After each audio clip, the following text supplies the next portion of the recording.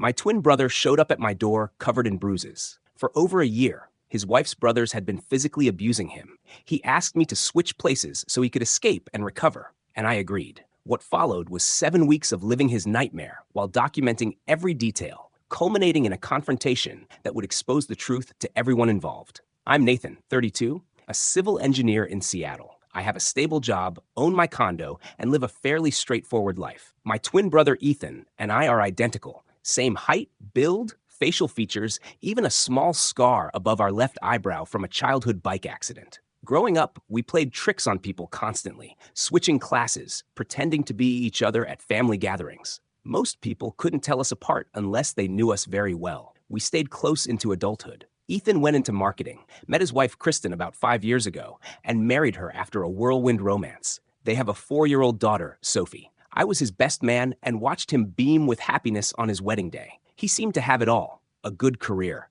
a beautiful family, a nice house. But one Tuesday evening in March, everything changed. I was at my kitchen table, reviewing blueprints, when I heard a hesitant, almost apologetic knock. When I opened the door, I barely recognized my brother. Not because he looked different, but because he seemed hollowed out, defeated. His shoulders were slumped, his head bowed. When he looked at me, I saw the bruises. These were deliberate injuries. A dark purple bruise across his left cheekbone, a split bottom lip crusted with dried blood, raw knuckles. His movements were careful, almost fearful of aggravating pain. The haunted look in his eyes was unlike anything I had ever seen, even in the hardest moments of our childhood. I stepped back instinctively, letting him into my apartment. He moved through my space silently, arms wrapped around himself, staring at the floor. The silence stretched until I finally asked, "What happened?" He flinched at my voice. Then, in a barely audible whisper, he said, "It's Kristen's brothers, Blake and Craig. I knew them vaguely. Loud, overbearing, entitled men. Blake, the older, worked in construction management. Craig, younger, worked in sales. Both were aggressive and dominant, used to getting their way." Over the next 2 hours, Ethan shared everything. It began small, he said. Shoves, insults, framed as brotherly teasing. At first it seemed manageable, but soon they barged into his home unannounced, mocked him at family dinners, belittled his career, and eroded his confidence. Blake cornered him in the garage, beating him methodically, while Craig held him down. They threatened that if he ever spoke up, he'd lose everything: his marriage, his daughter, his reputation. Ethan had seen the favoritism from Kristen's parents, Frank and Patricia, who enabled their son's behavior, so he stayed silent, enduring the abuse, fearful for Sophie, trapped in a nightmare with no way out. "I'm afraid all the time," he admitted. "Afraid they'll hurt Sophie, afraid Kristen will side with them if I resist. I feel like I'm drowning." Then he asked me for help. Not eventually, not hypothetically, but immediately. He needed to disappear, to heal, but he couldn't leave without risking retaliation. He needed someone to take his place.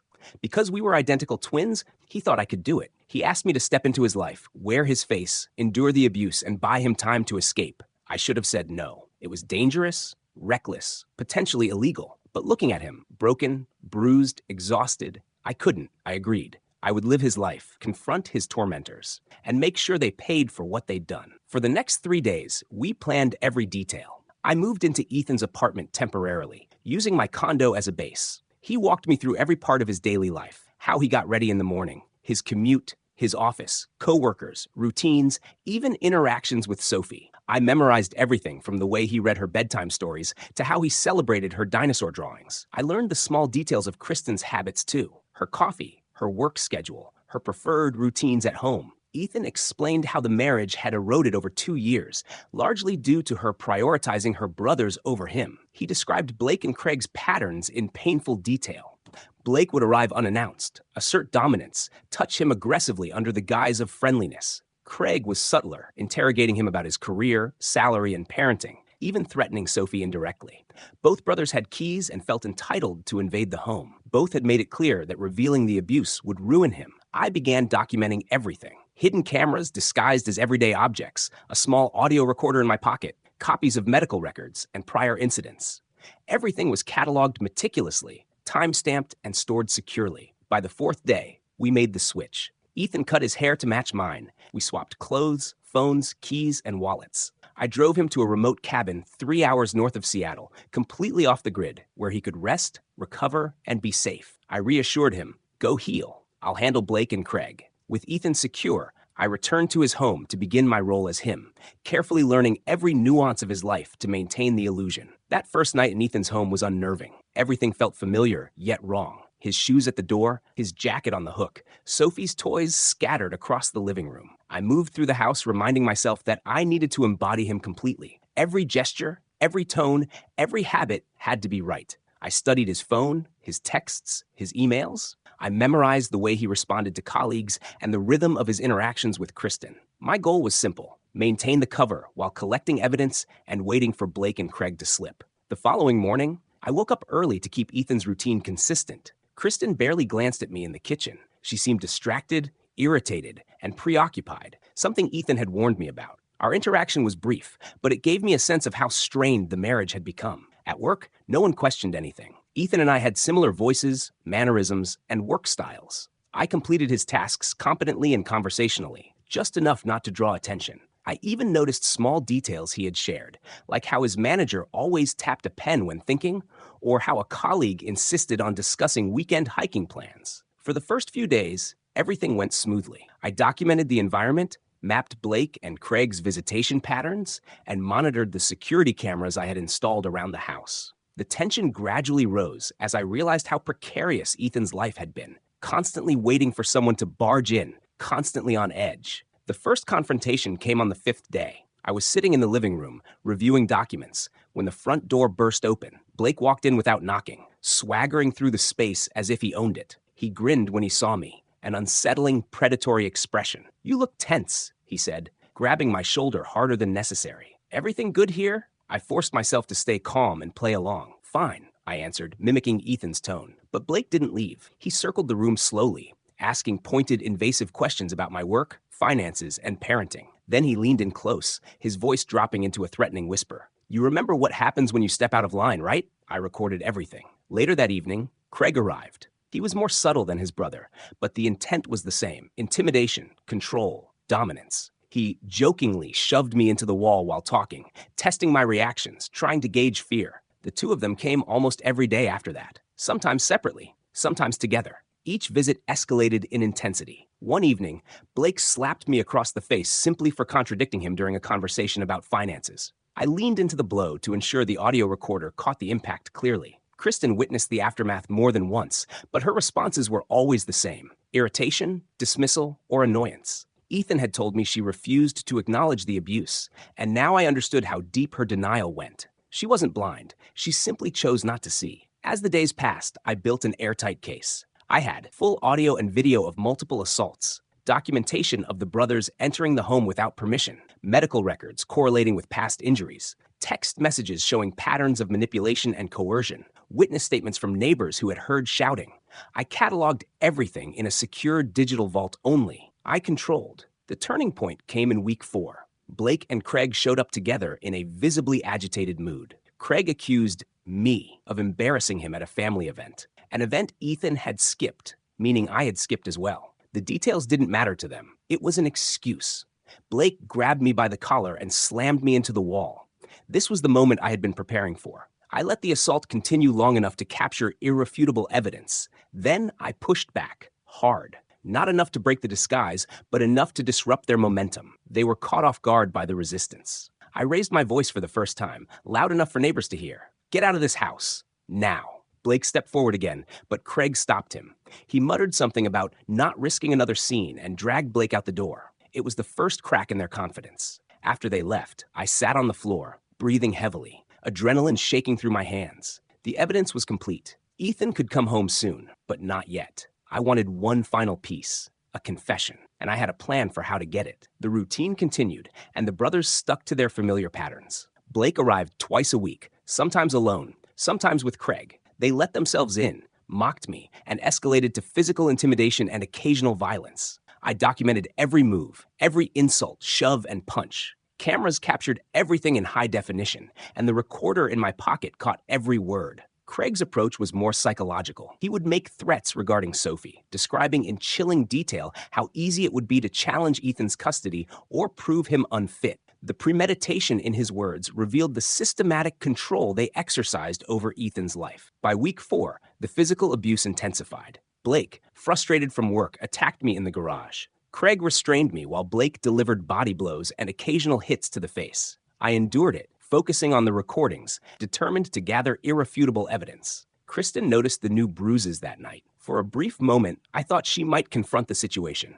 But instead, she simply sighed and said, "You need to be more careful." That reaction confirmed her complicity through willful ignorance. She wasn't actively participating, but she chose the easier path of denial over acknowledging the abuse. By the 6th week, I had accumulated dozens of hours of video and audio recordings. Blake and Craig had assaulted me 7 times, made countless threats, and displayed a clear pattern of sustained abuse. I had enough evidence to take legal action. I began planning the final confrontation. Kristen's parents were celebrating their 40th wedding anniversary, and the whole family would gather at their house. It was the perfect opportunity. Everyone present, no chance to evade exposure, maximum accountability. I explained my plan to Ethan during our nightly check-in. He was hesitant, worried about potential violence, but I convinced him it was the safest route. Public exposure with witnesses and all evidence ready for the authorities. The night before the anniversary dinner, I prepared meticulously. I edited the most damning footage into a compilation video,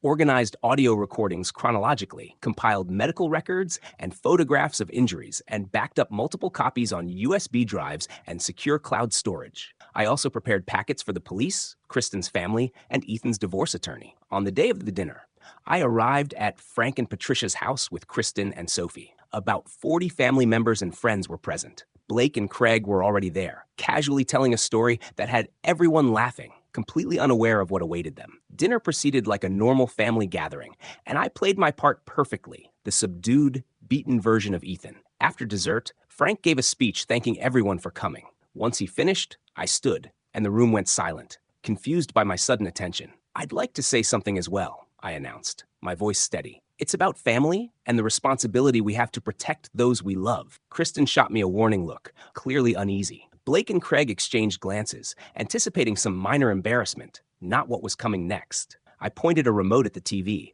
which I had set up earlier under the pretense of showing family photos. "I've been documenting something that has been happening in this family, something everyone needs to see." The video began. Blake entering Ethan's house uninvited, immediately launching into verbal attacks. The audio captured every insult and threat perfectly. The room fell completely silent. Patricia gasped. Frank's face reddened. Kristen turned pale. Blake rose to protest, but his father ordered him to sit. The 12-minute compilation condensed 7 weeks of abuse. Blake shoving me, Craig restraining me, both making explicit threats about Sophie, and both demonstrating clear patterns of psychological and physical intimidation. The footage was undeniable, time-stamped, and detailed. Some women in the room began to cry. Frank looked stunned. Blake and Craig's expressions shifted from shock to anger, then finally fear, as they realized the evidence was inescapable. I stood before the 40 witnesses and said, "Blake and Craig have been systematically abusing Ethan for over a year. They've beaten him, threatened him, terrorized his daughter,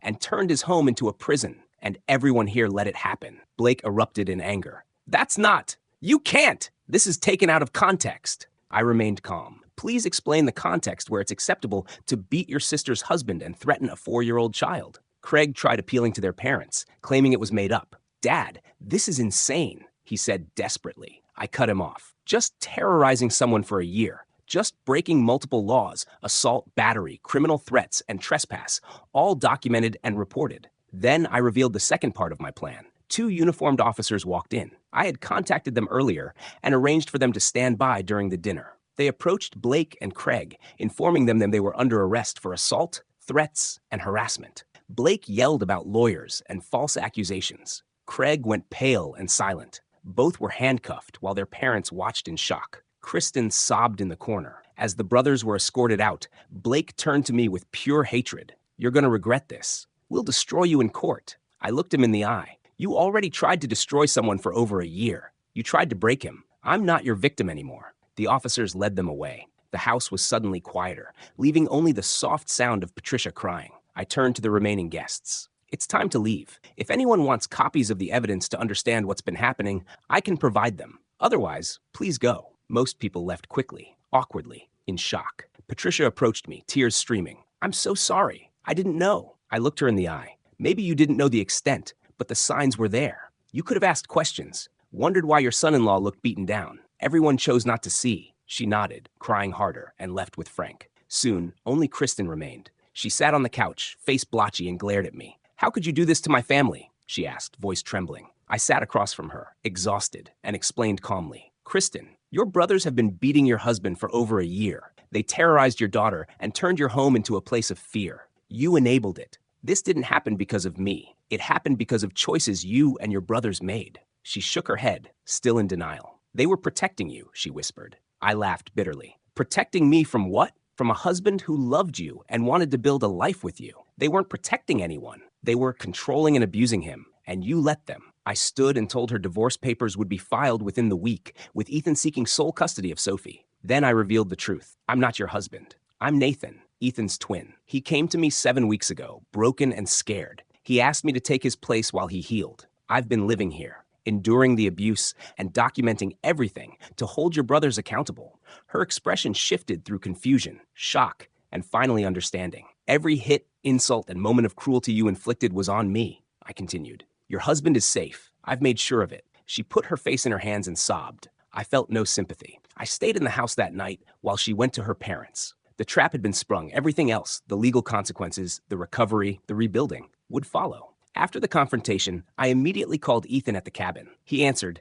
anxiety heavy in his voice. I recounted everything: the dinner, the reactions, Blake and Craig's arrests, and Kristen's complicity being exposed. He was silent for a moment, then broke down in tears, deep, gasping sobs of relief. "Thank you," he finally said. "I don't know how I can ever thank you enough." I told him he didn't need to. "You're my brother. I'd do it again in a heartbeat. Stay at the cabin a few more days while things settle. Then you can move into your new apartment. A fresh start for you and Sophie." We talked longer, processing the events, exhausted and relieved, struggling to believe it was really over. Ethan had already secured a 1-bedroom apartment across town, far from Kristen and her family, a safe space for custody visits. The legal aftermath unfolded over the following months. Blake and Craig faced multiple felony charges, including assault, criminal threats, stalking, and harassment. The evidence was overwhelming. Both took plea deals rather than risk trial. Blake received 18 months in county jail plus 3 years probation. Craig got 14 months plus probation. Both were permanently barred from contacting Ethan or Sophie. Ethan's divorce from Kristen was finalized 4 months later.